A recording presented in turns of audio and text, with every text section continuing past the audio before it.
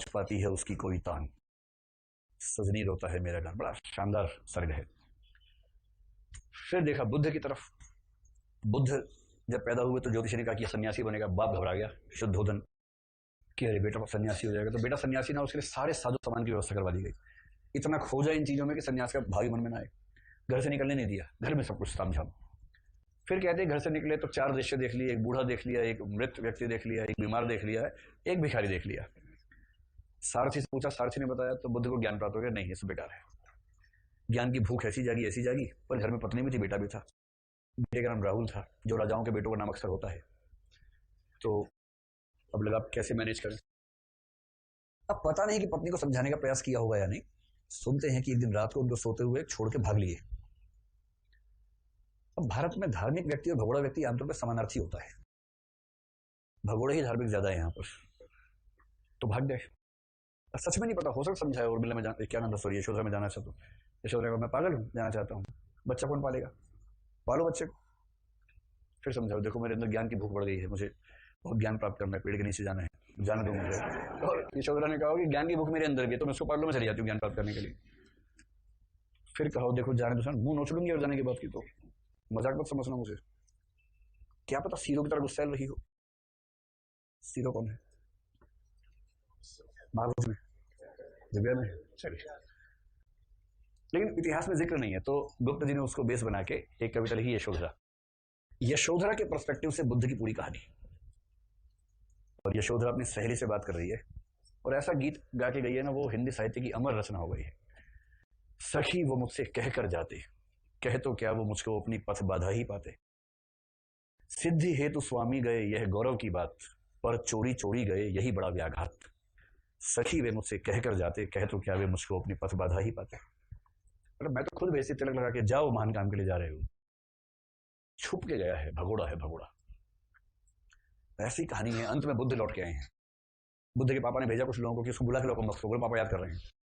जो गए बुलाने के लिए, जैसे ही बोलने लगता था बुद्ध, तब तक बुद्ध का असर पड़ा, बुद्धम शरणम गच्छामि हो गया उसी का। गया संदेश देने के लिए, वहीं जाके बुद्ध हो गया वो भी। प्रवृत्ति धारण कर ली है, चोगा पहन लिया है, और वो भी चिमटा बजा रहा है साथ में। 5-6 को भेजा, सब चिमटा बजाने लगे।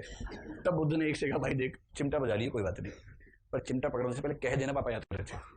फिर एक गया, उसने कहा आपको याद कर रहे थे, फिर चिमटा बजाने लगा वो भी।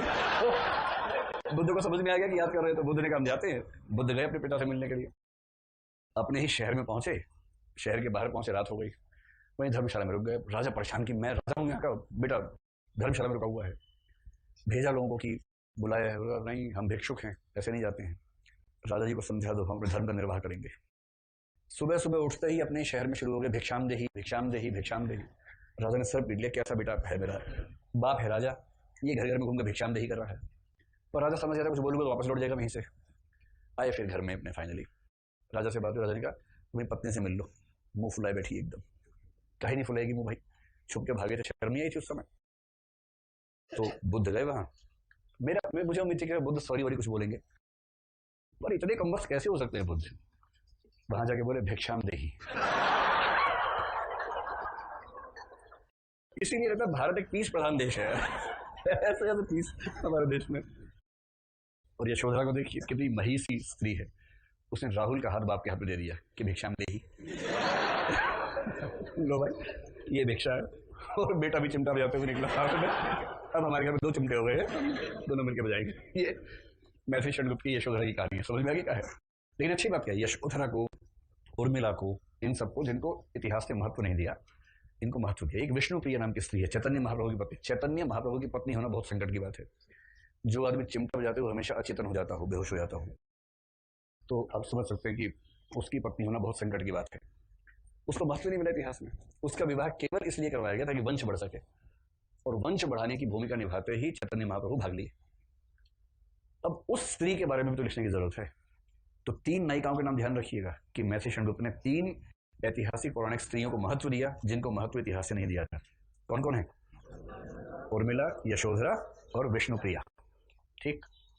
हरियोध ने चौथी को महत्व दिया, उसका नाम है राधा। और जिस पुस्तक में दिया उस पुस्तक का नाम है प्रिय प्रवास। इसको भी कुछ लोग हिंदी का खड़ी बोली का पहला महाकाव्य कहते हैं। खड़ी